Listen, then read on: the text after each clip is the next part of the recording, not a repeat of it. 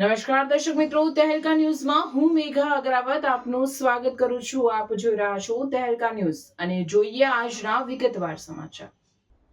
Bharuch national highway number 48 પર વડોદરા પાસે શ્રદ્ધા મોટર્સના શોરૂમમાં ભીષણ આગ, કર્મચારીઓમાં ફફડાટ. શોરૂમના પેઇન્ટિંગ બૂથમાં શોર્ટ સર્કિટના કારણે આગ લાગી હોવાનું પ્રાથમિક અનુમાન. ફાયર સેફટીના સાધનોના અભાવે અફરાતફરી સર્જાઈ.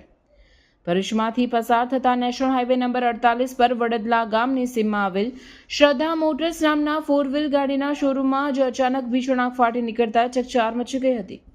શોરૂમના પેઇન્ટિંગના સેક્શનમાં લાગેલી આગે જોતજોતામાં રૌદ્ર સ્વરૂપ ધારણ કરતા ધુમાડાના ગોટે ગોટા દૂર દૂર સુધી જોવા મળ્યા હતા. ઘટનાની વિગત મળતી માહિતી મુજબ વડદલા ગામ પાસે આવેલ શ્રદ્ધા મોટર્સના શોરૂમમાં રોજિંદી કામગીરી ચાલી રહી હતી. તે દરમિયાન અચાનક ગાડીઓના કલર કરવા માટે પેઇન્ટિંગ બૂથમાં આગ ફાટી નીકળી. આગ લાગતાની સાથે જ શોરૂમમાં કામ કરતા કર્મચારીઓમાં નાસભાગ મચી ગઈ હતી. હાઈવે પર સ્થિત આ શોરૂમમાં આગના કારણે ભયનો માહોલ જોવા મળ્યો હતો. શોર્ટ સર્કિટ હોવાનું અનુમાન. આગ લાગવા પાછળનું પ્રાથમિક કારણ પેઇન્ટિંગ બૂથમાં થયેલ શોર્ટ સર્કિટ હોવાનું મનાઈ રહ્યું છે. પેઇન્ટિંગમાં વપરાતા કેમિકલ અને જ્વલનશીલ પદાર્થોના કારણે આગ ઝડપથી પ્રસરવાનું શરૂ કર્યું હતું. જો કે સદનસીબે અત્યાર સુધી કોઈ જાનહાનિના સમાચાર પ્રાપ્ત થયા નથી. ઘટના સ્થળેથી પ્રાપ્ત વિગતો અનુસાર જ્યારે આગ લાગી ત્યારે શોરૂમમાં પ્રથમ દ્રષ્ટિએ આગ પર કાબૂ મેળવવા માટેના જરૂરી ફાયર ફાઇટરના સાધનોનો અભાવ જોવા મળ્યો હતો.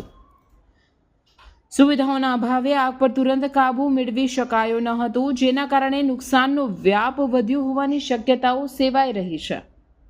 હાઈવે પર ટ્રાફિક અને ભયનો માહોલ સર્જાયો. નેશનલ હાઈવે 48 પર જ આ ઘટના બની હોવાથી રાહદારીઓની વાહન ચાલકોના ટોળે ઉમટી પડ્યા હતા. કલરના બૂથમાં લાગેલી આગનું તાંડવ એટલું ભયાનક હતું કે કર્મચારીઓ જીવ બચાવવા બહાર દોડી આવ્યા હતા.